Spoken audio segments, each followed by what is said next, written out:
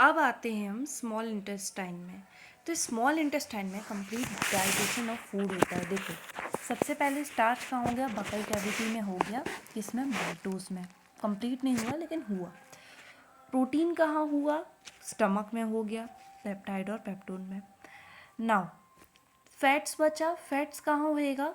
Small intestine में। और बाकी ये जो पार्शियल डाइजेशन है वो भी कंप्लीट हो गया स्मॉल इंटेस्टाइन में, इसलिए इसे कंप्लीट डाइजेशन ऑफ फूड की साइट माना जाता है। ठीक है, चलो अब देखो, बाइल जूस और पैनक्रियाटिक जूस से खाना क्या बन चुका है? बेसिक बन चुका है ना। अब वो आता है स्मॉल इंटेस्टाइन में। तो स्मॉल इंटेस्टाइन के देखो 3 काम होते हैं। एक तो digestion of fats using an enzyme called lipase enzyme that is secreted by the walls of small intestine. Complete digestion of food अभी हम पढ़ेंगे और एब्जॉर्प्शन ऑफ फूड भी अभी हम पढ़ेंगे। उससे पहले देखो 6.5 मीटर लॉन्ग क्या होती है? हमारी स्मॉल इंटेस्टाइन होती है। मतलब 9 मीटर की ईसोफेगस में 6.5 मीटर लॉन्ग आपकी स्मॉल इंटेस्टाइन ही होती है। स्मॉल इंटेस्टाइन के 3 पार्ट्स होते हैं, ड्यूडेनम, जेजूनम, इलियम। देखो, सबसे बड़ा पार्ट ड्यूडेनम, फिर उससे छोटा जेजूनम, फिर सबसे छोटा पार्ट डेड्यूनम, उससे बड़ा जेजूनम और सबसे बड़ा होता है इलियम। डेड्यूनम देखो सिर्फ ये जो लार्ज इंटेस्टाइन के ऊपर वाला पार्ट दिख रहा है आपको, सिर्फ वही रहता है, बीच का जेजूनम और सबसे बड़ा इलियम। इलियम से ही स्मॉल इंटेस्टाइन लार्ज इंटेस्टाइन से जुड़ा होता है ना। देखो, अब अपन लोग पढ़ते हैं डाइजेशन ऑफ फैट्स। तो देखो, मैंने जैसे बोले स्मॉल इंटेस्टाइन की वॉल्स को जो है बहुत सारे एंजाइम्स को रिलीज़ करती हैं और इंटेस्टाइनल जूसेस को भी रिलीज़ करती हैं। इनमें इंक्लूडेड हैं, देखो, जो इंटेस्टाइनल जूसेस हैं जैसे ट्रिप्सिन, एमाइलेस, सुक्रेस, माल्टेस और लाइपेस, ये सब जूसेस एंजाइम्स होते हैं। ये सब बाकी रिमेनिंग जो अनडाइजेस्टेड फूड है उसको डाइजेस्ट करते हैं। अब देखो, एक एंजाइम है जिसका नाम है लाइपेस, है ना। का पीएच होता है 8 और ये क्या करता है? फैट्स को फैटी एसिड और ग्लाइकरॉल में परिवर्तित कर देता है। ठीक है, फैटी एसिड और ग्लाइकरॉल में। कंप्लीट डाइजेशन ऑफ फूड पढ़ते हैं। देखो, स्टमक में क्या हुआ? प्रोटीन्स हैं। प्रोटीन जो है पेप्सिन, जिनका पीएच 1.5 से 3.5 था, किस वजह से? हाइड्रोक्लोरिक एसिड की वजह से। किस में टूटते हैं? पेप्टाइड एंड पेप्टोन में टूटते हैं। ठीक, स्मॉल इंटेस्टाइन में ट्रिप्सिन की मदद से ये पेप्टाइड और पेप्टोन एमिनो एसिड्स में टूट जाते हैं, जो कि प्रोटीन की इकाई होती है। ठीक है, अब बकल कैविटी में जो स्टार्च, जो कि एक कार्बोहाइड्रेट है, वो टाइलिन नामक एंजाइम से, जो कि सलाइवरी ग्लैंड्स द्वारा रिलीज होता है, पीएच जिनका 6.8 होता है, माउथ का भी पीएच 6.8 होता है, उसमें किस में परिवर्तित होता है? माल्टोस। माल्टोस क्या है? एक शुगर है ना। तो देखो, कार्बोहाइड्रेट को डायरेक्ट ग्लूकोज में टूटना था, तो ये कंप्लीट कब होएगा? स्मॉल इंटेस्टाइन में प्रेजेंट माल्टेस जब माल्टोस को ग्लूकोज में बदलेगा तो ये कंप्लीट डाइजेशन ऑफ फूड हो जाएगा। मेन चीज़ जो आती है वो है एब्जॉर्प्शन ऑफ फूड। देखो, डाइजेशन तो कंप्लीट हो गया, अब बचा है एब्जॉर्प्शन। तो एब्जॉर्प्शन कैसे होएगा? देखो, विलीस का नाम आपने ज़रूर सुना होगा। स्मॉल इंटेस्टाइन में है ना, विलीस नामक फिंगर लाइक प्रोजेक्शंस निकले होते हैं ताकि एब्जॉर्प्शन ऑफ फूड जो है अच्छे से हो पाए, है ना। वॉल्स ऑफ इंटेस्टाइन में देखो बहुत ज़्यादा नेटवर्क होता है ब्लड वेसल्स का। देखो, सबसे पहले आप ये जान लो, डाइजेशन के बाद फूड जो है सिंपलर कॉम्प्लेक्स से सिंपलर मटेरियल्स में टूट चुका है। अब ये जो फिंगर लाइक प्रोजेक्शंस है called villi on the walls of a small intestine, ये क्या करती हैं? एब्जॉर्प्शन के लिए जो सरफेस एरिया उसको बढ़ा देती हैं। जैसे आप कोई नॉर्मल पाइप लेंगे तो वो 3 मीटर आएगा मान लो, और ऐसे ऐसे अगर कोई कॉयल रहेगी, वो कॉयल को अगर आप लंबा खींचोगे तो 6 मीटर होएगी। तो ये क्या करती है? स्मॉल इंटेस्टाइन के एब्जॉर्प्शन एरिया को बढ़ा देती हैं, है ना। तो ज़्यादा विलीज मतलब आप समझ लें ज़्यादा एब्जॉर्प्शन होगा। ठीक है, तो विली क्या करती है? एब्जॉर्ब कर लेती हैं प्रोटीन को। किस फॉर्म में? एमिनो एसिड्स के फॉर्म में, क्योंकि डाइजेशन के बाद प्रोटीन्स किस में कन्वर्ट हो गया था? Amino acids. फैट्स किस में कन्वर्ट हुआ था? फैटी एसिड और ग्लाइक्रोल। कार्बोहाइड्रेट किस में कन्वर्ट हुए थे? ग्लूकोज। तो जो विली होती हैं वो ये सब चीज़ों को एब्जॉर्व कर लेती हैं। और विलीज के पास क्या होते हैं? एक नेटवर्क ऑफ ब्लड वेसल्स होते हैं। तो ये सारी चीज़ें फिर हमारे ब्लड के अंदर आ जाती हैं, आप समझ लें। ठीक है, अब देखिए आपने मेजर फैट्स तो हमारे वो सॉरी मेजर मैक्रो जो न्यूट्रिएंट्स हो चुके हमारे एब्सॉर्ब, है ना। माइक्रो न्यूट्रिएंट्स का क्या, जैसे सॉल्ट, मिनरल्स और वाटर का क्या, अब वो आगे होएगा एब्जॉर्ब, है ना। वो कैसे होएगा, लार्ज इंटेस्टाइन के द्वारा होएगा। स्मॉल इंटेस्टाइन का छोटा भाई है लार्ज इंटेस्टाइन। स्मॉल इंटेस्टाइन ने क्या किया, एक तो फैट को तोड़ा और एब्जॉर्प्शन भी किया। ऐसे इसका छोटा भाई भी इंस्पायर हुआ और इसने कहा कि अब बची कुची चीज़ कसर मैं निकालूंगा, मैं भी एब्जॉर्प्शन करूंगा। तो ये छोटा है तो इसकी हाइट छोटी, लेकिन इसका नाम लार्ज है ना। तो इससे ध्यान रखिएगा। हाइट कितनी छोटी है, वो 6 मीटर का था, तो ये मतलब 1.5 नहीं 1.5 मीटर का लंबा है ना। तो लेकिन ये वास्ट है, थोड़ा मोटा हो गया है छोटा भाई, है ना। देखो इसके भी 3 पार्ट्स होते हैं बड़े भाई जैसे। बड़े भाई के क्या होते हैं, ड्यूडेनम, जेजूनम और इलियम। इसके भी 3 पार्ट्स होते हैं कि ठीक है, सीकम, कोलन और रेक्टम। ये जो लास्ट पार्ट आप देखते हैं इसे हम रेक्टम कहते हैं, इसी से एनस जुड़ा रहता है जिससे खाना बाहर निकलता है। मतलब हमारे मलमूत्र के थ्रू, है ना। देखो सीकम से जुड़ा रहता है किससे, इलियम से, मतलब स्मॉल इंटेस्टाइन और लार्ज इंटेस्टाइन कहाँ जुड़ी रहती है, सीकम में। सीकम से सीकम के नीचे ब्रांच्ड ऑफ पार्ट में आप देखें अपेंडिक्स होता है। लार्ज इंटेस्टाइन में क्या होता है, absorption of water and minerals होते हैं, ठीक है। देखो न्यूट्रिएंट्स पूरे एब्जॉर्ब हो चुके हैं, अब खाना जा रहा है, खाना खाना गया गया गया लार्ज इंटेस्टाइन में पहुंचा। अब जो खाने के बाकी जो वाटर और फिर सॉल्ट्स वगैरह, मिनरल्स वगैरह बचे हैं, वो कौन एब्जॉर्ब कर लेता है, लार्ज इंटेस्टाइन एब्जॉर्ब कर लेती है। और जो बिल्कुल अनडाइजेस्टेड फूड रहता है वो एनएस के थ्रू बाहर निकल जाता है, ठीक है। एनएस लास्ट पार्ट होता है। अब कोलन को भी 3 पार्ट्स में डिवाइड किया गया है। लंबा वाला जो ऊपर जा रहा है असेंडिंग, फिर ट्रांजिटिव और फिर डिसेंडिंग कोलन, है ना। लास्ट वाला पार्ट रेक्टम, और जहाँ से निकलती है चीज़ें वो एनस, है ना। जो लार्ज इंटेस्टाइन का सीकम वाले पार्ट से नीचे देखें आप, ये जो ब्रांच्ड ऑफ पार्ट है वो होता है अपेंडिक्स।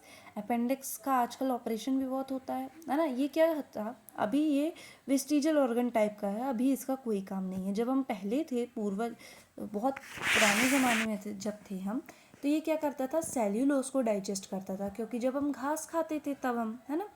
तो आज तो हम घास नहीं खाते, तो इसका धीरे धीरे इसका जो यूज़ है वो कम हो गया और ये आकार में भी छोटा हो गया, है ना। यूज़ के साथ साथ अब जैसे जैसे यूज़ नहीं हो रहा तो आकार में छोटा हो गया और कोई काम नहीं है अभी इसका।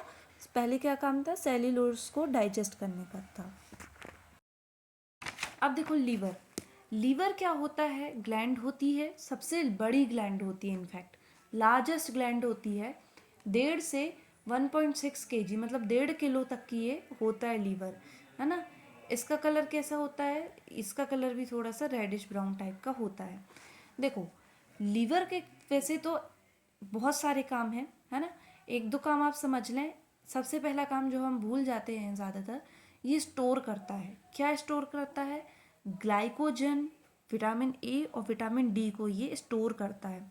ग्लाइकोजन को आप समझ लें कि एक एनर्जी रिजर्व फूड है ना। रिजर्व फूड है, मतलब जब बहुत सारे ग्लूकोज होते हैं ना, उनको एक साथ कर दो, जैसे बहुत सारे अमीनो एसिड को एक साथ कर दो तो प्रोटीन कहलाएगा। बहुत सारे ग्लूकोज को आप एक साथ कर दो तो ग्लाइकोजन हो जाएंगे, ठीक है। तो ये ग्लाइकोजन रिजर्व फूड मटेरियल के पास ही रखता है लीवर, जिससे हम 1-2 दिन नहीं खाना खाए तो हम मर नहीं जाएंगे। क्यों नहीं मरेंगे, क्योंकि ग्लाइकोजन रहेगा हमारे शरीर में, और जब वो खत्म होने लगे भाई तब तो जाहिर सी बात है ना। तो विटामिन ए और विटामिन डी भी ये स्टोर करके रखता है। अब एक काम ये हो गया स्टोरेज का। सेकंड काम फॉर्मेशन। किसका फॉर्मेशन, यूरिया का फॉर्मेशन।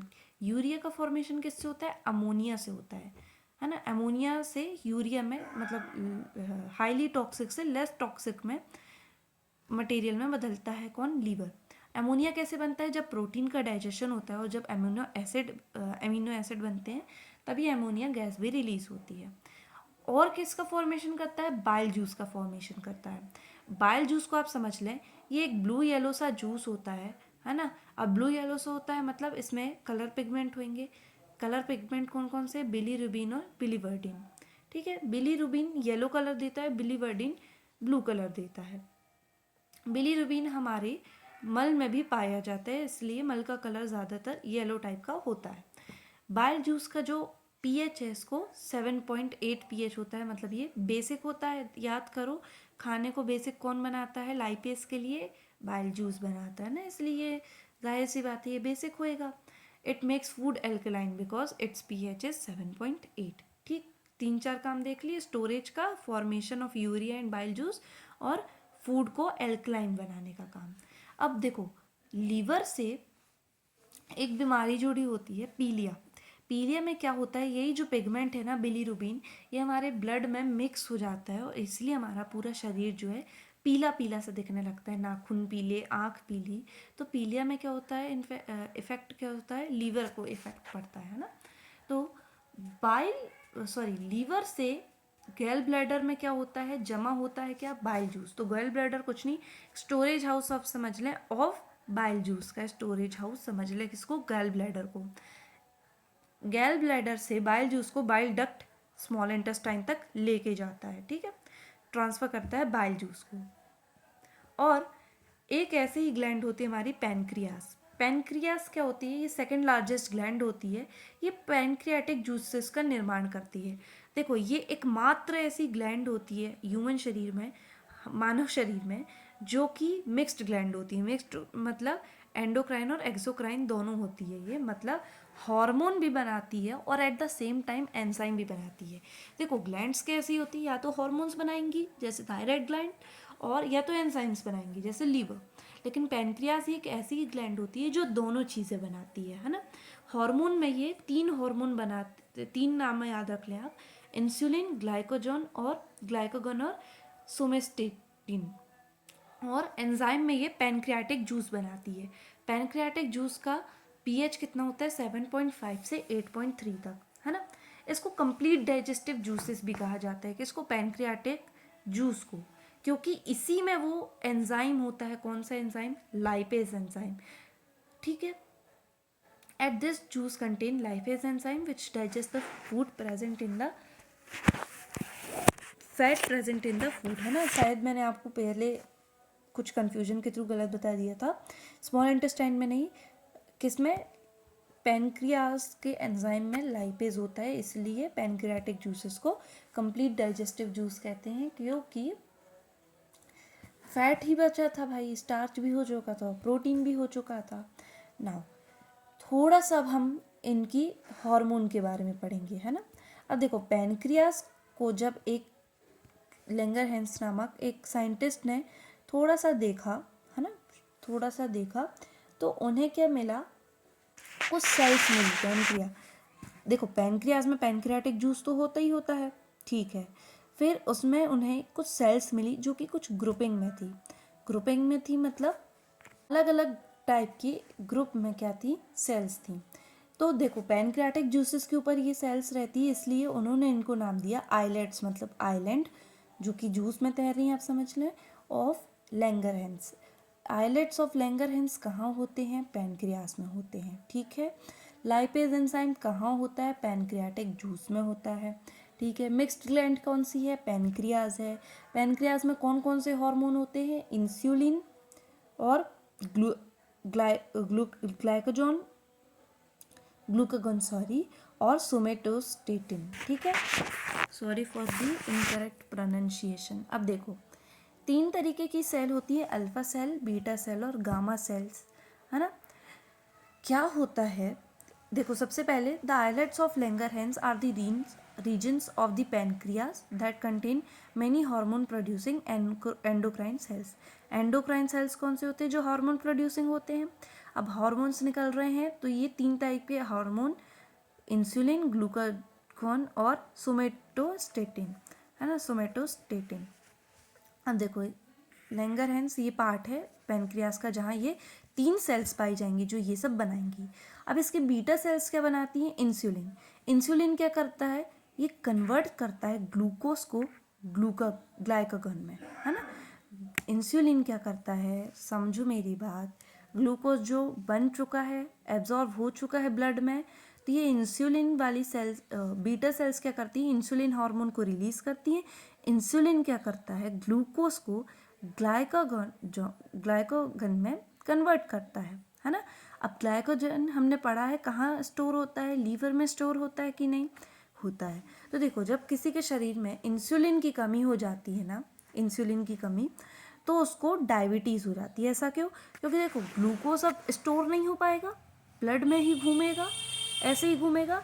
तो इंसुलिन क्या मेक श्योर करता है कि ब्लड शुगर लेवल बना रहे एक अच्छा, लेकिन अब क्योंकि वो ग्लाइकोजन में कन्वर्ट नहीं होएगा, स्टोर नहीं हो पाएगा लीवर में, फिर क्या होएगा, वो ब्लड में रैंडमली घूमेगा। अब ब्लड में रैंडमली घूमेगा तो शुगर हमारी बढ़ जाएगी, इसी को कहते हैं डायबिटीज़ मेलिटस, है ना। इंसुलिन घटा तो क्या हुआ, ग्लूकोज लेवल इन ब्लड बढ़ जाएगा, ग्लाइकोजन नहीं बन पाएगा। अब क्या होएगा, ब्लड देखो, ब्लड जब किडनी के पास जाएगा, है ना, ब्लड गया किडनी के पास, भैया मुझे छान दो, तो किडनी ने बोली अरे यहाँ ग्लूकोज क्या कर रहा है, अब ग्लाइकोजन में तो कन्वर्ट नहीं हो पाया ग्लूकोज, है ना। तो ब्लड ने किडनी ने क्या कहा कि नहीं नहीं ये तो अच्छा पदार्थ है, इसको हम नहीं छानेंगे, तुम भेज दो, वापस भेज दी। अब वो ब्लड में तो घूमता ही रहेगा क्योंकि वो ग्लाइकोजन में कम बदल ही नहीं रहा है। गया गया गया गया, किडनी ने भी कई बार क्या करती है, उसको छान देती है, तो अब वो हमारे यूरिन में क्या हो जाता है, ग्लूकोज की मात्रा बढ़ जाती है। कभी आप देखेंगे जब कोई शुगर का पेशेंट होता है उसके टॉयलेट में ना चींटियाँ चलने लगती हैं। कई बार इससे भी पता चलता है, अगर आपकी टॉयलेट में चींटियाँ चल रही रहती हैं ना, वो जब आप पी करते हैं, यूरिनेट करते हैं, उसमें चींटियाँ लग रही है, मतलब आपको शुगर है, समझ लें, है ना, शुगर है, क्योंकि आपके यूरिन में ग्लूकोज है। अब देखो भाई, ग्लूकोज तो क्या है, एनर्जी गिविंग है ना, लेकिन ऐसे ही अगर ग्लूकोज वेस्ट होता रहेगा, मतलब स्टोर नहीं कर पा रही भाई लिवर, है ना, लिवर क्यों नहीं स्टोर कर पा रही, क्योंकि इंसुलिन नहीं है। इंसुलिन क्या करता है, ग्लूकोज को ग्लाइकोजन में कन्वर्ट करता है। लीवर तो भाई ग्लाइकोजन को ही स्टोर कर पाती है, डायरेक्ट ग्लूकोज को नहीं कर पाता। तो ऐसे ही ग्लूकोज क्या हो जाता है, वेस्ट हो जाता है। इसलिए है ना, शरीर में कमजोरी आ जाती है, क्योंकि ग्लूकोज तो भाई वेस्ट हो गया, और ग्लूकोज ही क्या है, एनर्जी गिविंग फूड है। तो शुगर वाले पेशेंट को, अब जिनको में बिल्कुल इंसुलिन नहीं बनता, उनको इंसुलिन के इंजेक्शन लगते हैं।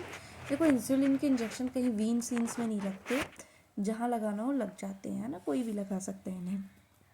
अब अल्फा सेल्स किसका निर्माण करती हैं, ग्लाइकोजन का, ग्लूकागॉन का, सॉरी, है ना। तो ग्लूकागॉन क्या करता है, ग्लूकागॉन हार्मोन क्या करता है, ग्लाइकोजन जो कि ग्लूकोज का ही फॉर्म है, बहुत सारे ग्लूकोज मिलके ग्लाइकोजन बनाते हैं। अब ग्लाइकोजन टूट के ग्लूकोज बनता है, कौन के सेल्स द्वारा, ग्लूकागॉन की द्वारा, जो कि अल्फा सेल्स होते हैं ऑफ पेनक्रियाज। क्यों टूटता है, अब ये भाई एनर्जी चाहिए हमें, है ना, रिजर्व है, तो रिजर्व को टूटना भी तो चाहिए। ये तो ये काम कौन कराते हैं, अल्फा सेल्स। अब बीटा सेल्स या गामा सेल्स क्या करते हैं, सॉरी, गामा सेल्स या डेल्टा सेल्स क्या करते हैं, ये रिलीज करते हैं सोमैटोस्टेटिन नामक एक हार्मोन। ये हार्मोन क्या करता है, ये इंश्योर करता है कि कोई भी जो हार्मोन है ना, वो एक्सेस अमाउंट में ना निकलने लगे। अब एक्सेस अमाउंट में मान लो आप कि इंसुलिन की कमी तो बेकार होती है, इंसुलिन ज़्यादा निकलने लगे, तो इंसुलिन अगर ज़्यादा नहीं है, तो किसी भी चीज़ की अति भी ज़्यादा नहीं है, तो सोमैटोस्टेटिन नामक ये हार्मोन ये इंश्योर करता है कि भाई सारे हार्मोन जो हैं एक सही क्वांटिटी में निकलें, ठीक है, एक्सेस अमाउंट निकलने से रोकता है ये। अब ये जो ग्लूकोज है ये किस में बदलता है, ग्लाइकोजन में बदलता है, कौन से हार्मोन द्वारा, इंसुलिन द्वारा, है ना। ग्लूकोज ब्लड में होता है, ग्लाइकोजन लीवर में स्टोर होता है। अब देखो लीवर की भी भाई कोई कैपेसिटी है कि नहीं, कि भाई मैं इतना ग्लाइकोजन करूँगा स्टोर और उसके ज़्यादा नहीं करूँगा। तो मान लो ज़्यादा ग्लूकोज है, ज़्यादा ग्लाइकोजन, आप ज़्यादा मीठा खा रहे हैं, तो क्या होता है, एक्स्ट्रा ग्लाइकोजन रहता है ना, जो ये एक्स्ट्रा ग्लाइकोजन जो लिवर की कैपेसिटी से बाहर होता है, ये फैट में बदल जाता है, हमारे स्किन के नीचे एडिपोज में बदल जाता है। इसलिए मीठा खाने से क्या बढ़ता है, फैट बढ़ता है, आपने सुना होगा। तो ये फैट कोई अच्छा फैट नहीं है जो कि बढ़िया फैटी एसिड में बन रहा है, नहीं, ये हमारे फैट दिखाने वाला फैट है, जो कि शुगर ग्लूकोज के ज़्यादा सेवन से बनता है, ठीक है।